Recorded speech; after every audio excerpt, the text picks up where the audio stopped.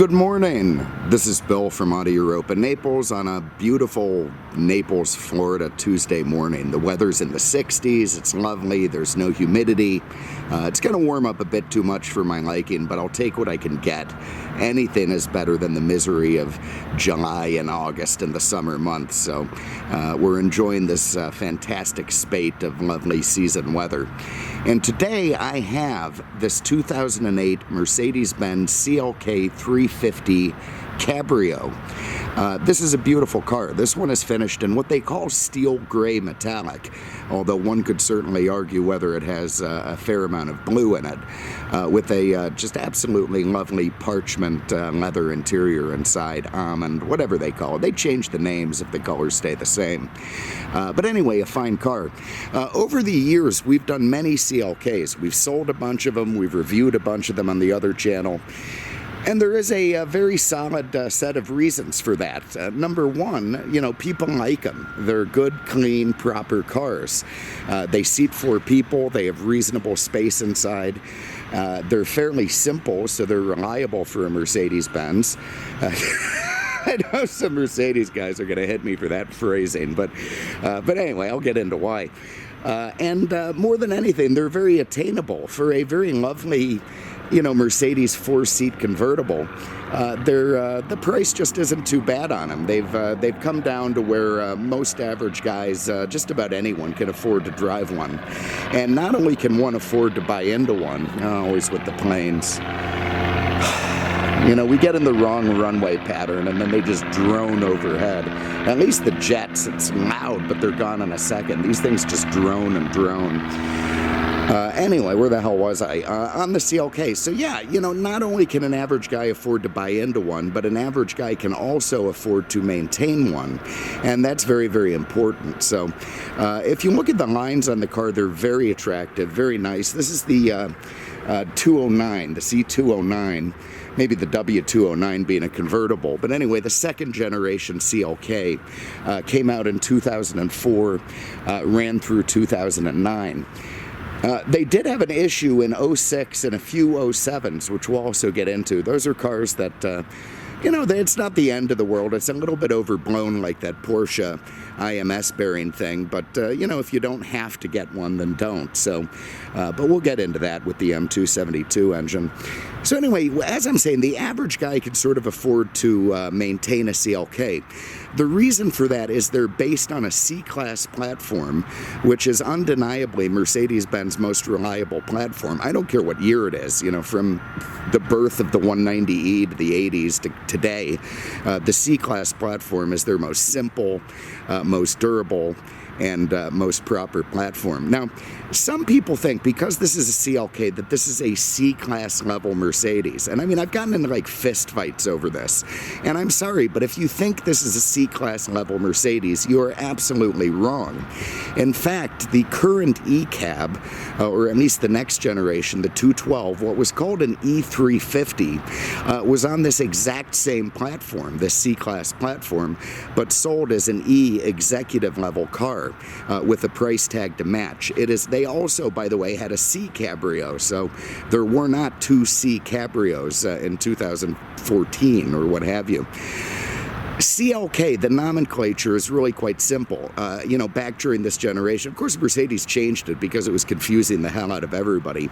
But the big S-Class, their big sedan is the S550, the S whatever. And the 2-door versions of those, at a certain point, not anymore, were called the CL. I suppose one could call it Coupe Large, but I'm sure there's a Mercedes German nomenclature for it.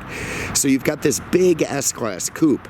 Now, K stands for Kurs. You might have seen that on some bullets, 9mm Kurs. It's a shorter version of the 9mm. Just like this, the K, the Kurs, this is a shorter version of the big CL Coupe or convertible, which makes it an E-Class, not a C. So anyway, there it is. I'm not going to get in any arguments in the comment section or whatnot. Trust me on this. These cars were anywhere from, $45,000 to $70,000, well outside of the C-Class range. Anyway, let's just start getting into this thing. I'm not going to do these giant 30-minute dissertations on the review channel. So one of the reasons that we sell a ton of these things, not just as daily drivers, but for people to use as condo cars. You know, a lot of people have winter residences down here in Naples, and they want to buy something to park in the garage that'll be a good car for them and will wait patiently for their return. And the CLK is a terrific option for that. One, because it doesn't mind being stored. It's very happy to sit for a while. Two, because it's got a Mercedes star on the front. Three, because it's attainable.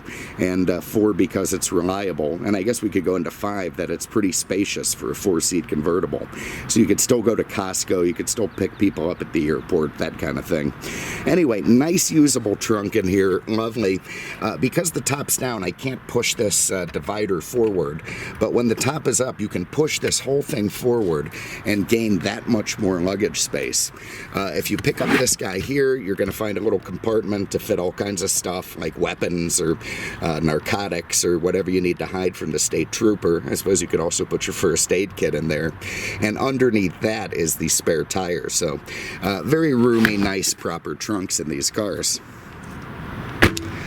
Have a look under the hood. I don't know why Mercedes buries their release way under here. You almost have to be Plastic Man to get down and get it. When you're old and stiff like me, it's a pain in the ass. Okay, so here it is. This is an M272 6-cylinder. It's got 268 horsepower. It's made to do a very smooth and proper, fantastic actually, 7-speed automatic transmission. And now here's the thing. So in 06, and early 07, these motors, these engines, had balance shaft issues. And what the balance shaft did was, you know, work in tandem with the whole big cam timing system to keep the motor smooth. Unfortunately, Mercedes, as they're wont to do every now and again, used an inferior metal in the cam timing gears and the balance shaft gears in the front. And as the chain would move around and round and round, those gears would wind down, and eventually, in worst case scenarios, they would start slipping. And it would start with a check engine light for cam timing and go on to running rough, and then you're looking at a big engine out repair. So I try to avoid buying those cars, even though the numbers affected are actually quite small overall.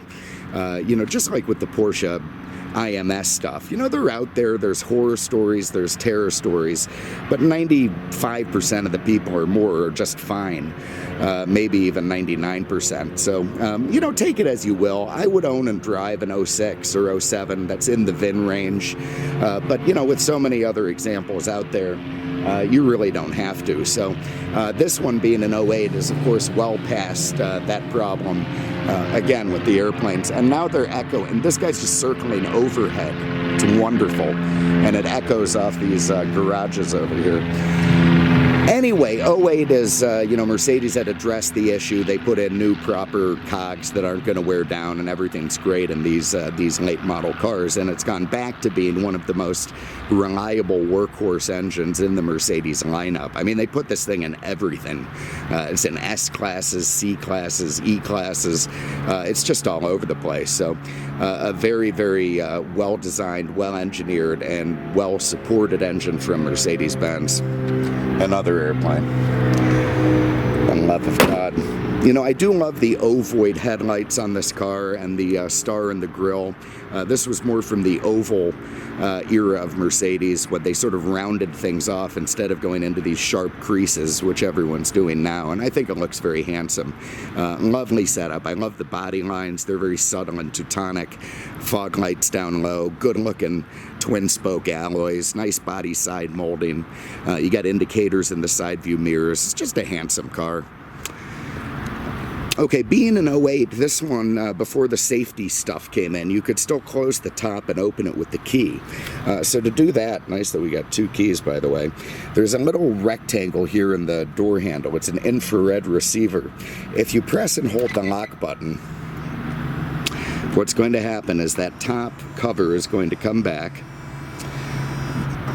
This beautifully insulated soft top is going to come up. And in fact, I'm going to briefly stop it so you can see the design and engineering that went into this. Look at this thick padding. It's like a pillow you could sleep on. Beautiful headliner. It is incredibly well designed to be free from wind noise and any sort of moisture incursion. So, all right, let's get that back up. So again, press and hold the lock button. It doesn't like that I stopped. There it goes. There's a jet, so it's going to be loud as hell, but very nice. I do hate to see people going hungry. Anyway, down comes that top cover. Slides into place. Windows come up. And everything very nice and proper. So let me hit the unlock, and now you can see it. Black soft top on this car, lovely. Everything in nice shape, good seam there, no splits, no issues. If you see one of those things split, by the way, don't fret too much. They can be sewn. Don't let someone tell you need to put a new top on it. And we got more PA announcements. Nothing but noise. Nothing but noise these days. So anyway, very handsome car, top up or top down. And that soft top is so well engineered. When it's up and in place, you're really not going to hear anything beyond what you'd hear in a coupe. So, you know, hard top convertibles are great, but they come with their own set of issues. And soft tops can be noisy and annoying, but certainly not this one. Let's have a look inside. Actually, I tell you what, let's get the top back down. We're just going to keep running this thing. So to put it down, we could just press and hold the unlock button. There you can see the, you have to keep your laser beam right on that black rectangle. So keep your finger on the unlock. Everything works in reverse. Releases completely automatically from the front and rear. And down it goes.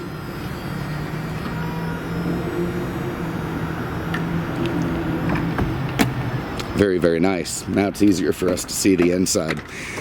So if I flip this guy forward, you can see we've got room in the back for a couple of Canadians. They're going to be chipper back there because it's comfy. No issues at all. In the center, those two holes are part of the Harman Kardon sound system. That's the subwoofer pumping out the bass for, you know, cruising around and trying to pick up broads at the local Whole Foods. These guys right here can lift up. To give you head protection. They also pop up in the event of emergency. You do get lovely bunched leather everywhere. You get nice wood with chrome trim, all very befitting of a E-level convertible. Front seats, Mercedes has always just had the best in the business. They're lovely, plush, comfortable, nice to sit in. You can see they've got side airbags there, so it's got airbags everywhere. You're going to be as safe as you can be. And very nice on a long trip or around town. Door panel, beautiful with the wood and the chrome trim and the bunched leather. Your 83-way power seats with memory. Your windows, nice little map pocket down there. Let's hop in. God, it's so noisy with the planes. Over here you've got your mirror control, you've got your automatic headlights. We'll start it up. To do that, you put your smart key in here. Now, look at him, right overhead, looking down. I think they should Midasize those things. Anyway, fires right to life, all very nice. You can see nobody's put fuel in it since it came in. They figure I'll just do that. Over here you've got your seatbelt presenter that pops out. A nice little stalk that hands the seatbelt to you. And of course that makes it easier for you to grab and put on, especially when you're old and stiff. You've got a power tilt and telescoping column, nice. You got your cruise control here, your wipers, lovely. You've got multi-function stuff on the wheel so you can lower or raise the volume. This doesn't, it's too early for Bluetooth, I think, so yeah, not going to have that. That's part of that Mercedes phone system you could have had. But anyway, you can change your driver information center in the middle there, trip odometer settings, you know, temperature, all that kind of stuff. Nice little instrument cluster. I'm not a big fan of having a giant big clock and then a tiny little fuel gauge. I don't think that's well designed, but I'm sure Mercedes has its reasons. And of course your speedo, your tach. You see the P and the S. P is just as simple as we're in park. S is the standard or sport mode, depending on who you talk to. C is comfort mode, which I think makes more sense in a CLK. The difference between C and S is really comfortable and still really comfortable, so it may not really matter where you put it. Okay, then you got your tach over there, nice. You got all these concentric circles within circles, part of the design of the time. Nice little chrome accents in them to make them look richer. You've got your heated seats here, very nice. You've got electronic stability program, traction control, you can turn on and off. Why you'd turn it off in this car, I can't imagine. These are your hazards, your lock and unlock. If those rear headrests are up and fixed, you can press that, it'll put them down. Then you got your passenger side heated seat. Down here you've got Mercedes-Benz, not the big command unit, but the standard version, has in-dash CD, it does have satellite radio, and of course AM, FM, and you can control a CD changer, which is here in the glove box. So if you got CDs and a big CD collection, you're in great shape. Down here you've got dual side climate control, his and hers, hot side hot, cool side cool, nice stuff. You got a genuine ashtray there. You've got very nice leather gated shifter, you know, just all sort of lovely. And if you want to run the top with a switch, you can do that here. You also have a cup holder there, another cup holder in here, and a neat little place to store crap in there. So all very lovely. Here's a self-dimming mirror, all your light controls, and SOS, that's Mercedes' version of OnStar called Embrace. You know, if you're in a collision, it automatically alerts the, you know, the home country and tells them to send someone out. If you press it, you're going to get a stern German woman trying to figure out why the hell you're bothering her. Let's go for a spin. So this car was in some ways an answer to the criticism of Mercedes that the stuff they were building in the 80s and 90s was all very stodgy, hard to steer. Well, I mean, not hard to steer, but not responsive, not light. Everything drove heavy. This car now has a rack and pinion system instead of a recirculating ball, and it has very nice steering response, very nice throttle response. They did not put the terrible Sensotronic braking system in this car. It has natural hydraulic stuff, and it all works wonderful. Now this is a beautiful, clean, well-kept example, 77,000 miles, drives nice and smooth. You get an absolutely lovely lack of wind noise, even with the top down. It's very well designed, very slippery, aerodynamic, and you don't get a big howling pile of wind that interrupts your conversation with a passenger. You know, I mean, it's essentially a boulevard cruiser. I mean, you could call it a German Camaro if it were a little bit more, you know, had a lower build quality and was less sporty, or more sporty, I should. There's one over there. So, I mean, it's the same type of car. Essentially a 4-seat, you know, nice dimensioned, not too big, not too small. Just a lovely vehicle to drive around.